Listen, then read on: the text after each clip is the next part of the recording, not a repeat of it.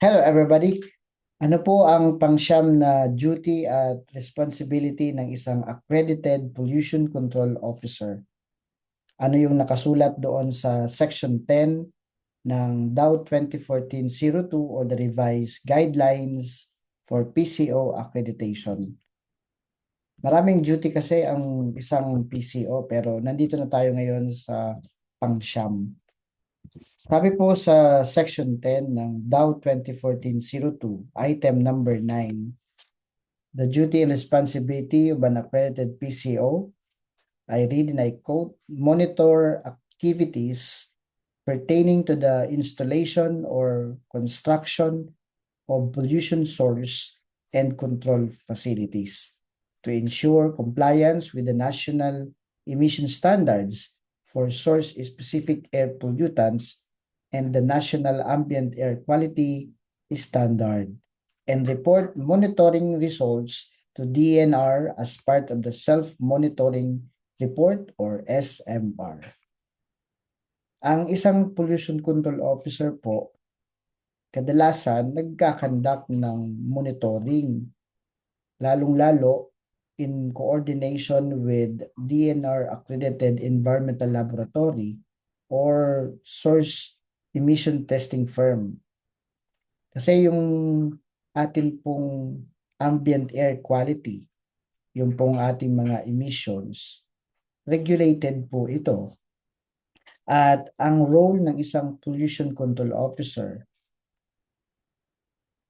ensure that the emissions or the ambient air quality within the premises or within the establishment complies with the standards set by DENR Environmental Management Bureau.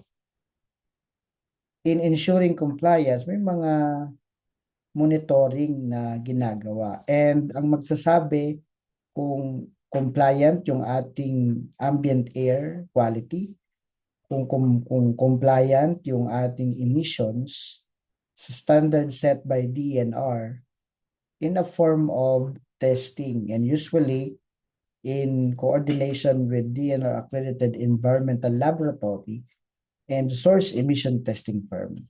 Nag-i-issue ng certificate of analysis ang mga laboratory provider na ito, at yung result ng analysis, halimbawa for analyzing the total suspended particulate, sulfur dioxide, nitrogen dioxide, sometimes meron pa yung carbon monoxide. Yung result po nito, kailangan i-identify na pasado sa standard set by DNR. At yung result na yan, pinapasa po yan sa DNR EMB through the submission of the DNR self-monitoring report. So that's the duty and responsibility of an accredited PCO, the monitoring of activities, particularly, for example, operation ng generator set, yung pong ating operation, yung ambient air natin, tinetest po ito. That's what we call monitoring. At in coordination with DNR accredited laboratory provider who will issue the certificate of analysis showing the concentration of the monitoring parameters like TSP, SO2, NO2, comparing it to the standard set by DNR. If it falls below the standard set by the DNR, then pasado. Pagka exceeding the standard set by DNR, then meron po itong non-compliance at pwede po itong magkaroon ng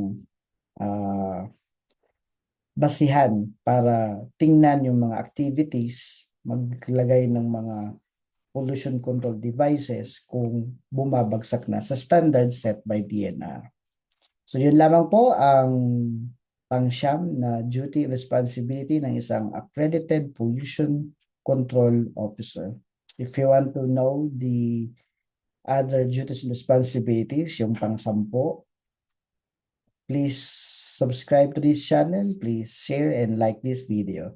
Thank you very much and have a great day.